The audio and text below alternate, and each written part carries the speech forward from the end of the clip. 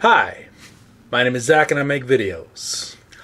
Lifetouch National School Studios. Did you know I used to work for them? I was a photographer for Lifetouch National School Studios starting August of 2005, and I quit in October of 2012. A lot of revelations have come out about Lifetouch National School Studios, which I'm thoroughly fucking disturbed by. Everything I'm hearing. Wow. Now, if you ask me, did I notice anything? Did I see anything? Did I hear anything? I can give you right now an astonishing no. I didn't notice anything. I went into work every day. I went to a different school every day. Sometimes it'd be a multi-day shoot where I'll go back to the same school a couple of days in a row. But for the most part, I went to a different school every day, saw different people every day, aside from my coworkers. And the student would come to the seat, I'd take the photo, they go back to class, next student comes, and that goes like that until the school day ends. So no, I was taken for an entire loop when I heard what I heard about Lifetouch National School Studios being in the E-Files. You know, that place with a bunch of billionaire perverts, scumbags, scum of the earth, scum. Before I fucking lose it right now. Now, I would be lying to you if I told you right now that I did not like working there. Well, hey, I was working there for 7 years. There were times, well, yeah, I loved it. I mean, I was doing what I loved, photography. I love photography. The kids were cool too. But had I known, but yeah. Now, did I 100% like it? Now, it's been years. I quit there back in 2012. It's 2026 now. We're almost like, what, 13 years later? Did the management there kind of suck? Yeah. Was I always treated like...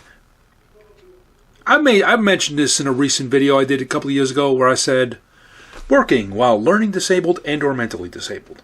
40% symptoms of your disabilities. 60% ableistic coworkers and bosses. Yeah, that was pretty much my experience there at Lifetouch National School Studios. I was always on the low end of the totem pole. I was always... For the average photographer in working for Lifetouch, you would typically, on average, work 6 months out of the year.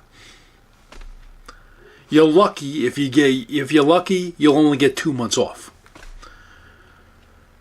I had, on the times I was off, I did have to typically claim unemployment. It would start in September and would typically end around just before Christmas. It was a good year when I was working into December. And then it would start up again in March, and then it would go up to May. If you're lucky, you can get camps in the summertime. I almost never worked into June. I had the summer off. Which, okay, fine. I mean, unemployment covered it, fine. But it was becoming kind of a bother. Was everybody I worked with crap? No.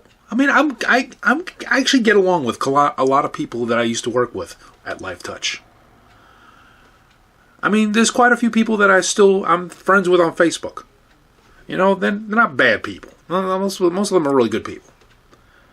But have there been I've had some with some of the other people there? Yeah. But everything I'm knowing now, they have to be in such damage control right now. Now, there are a lot, I've seen, of all the Instagram and TikTok videos I've been seeing about Lifetouch and the e-files, there's always comments saying, look up local photographers. And I concur. Now, I've been doing photography freelance for 22 years now. I have the means to do a wedding or a bar mitzvah or a sweet 16 or a birthday party. But do an entire school by myself? I might be able to do that. I have software. I have cameras. I have some lights. But do an entire school with class photos? I don't know. Well, if you want a not Lifetouch photo, well, there's some of my portrait prices.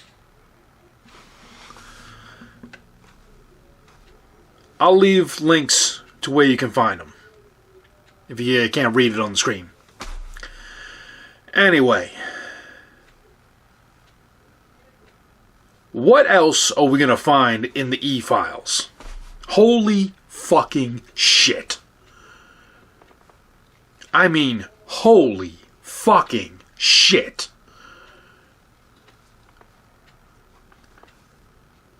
You know what? I'll see you soon.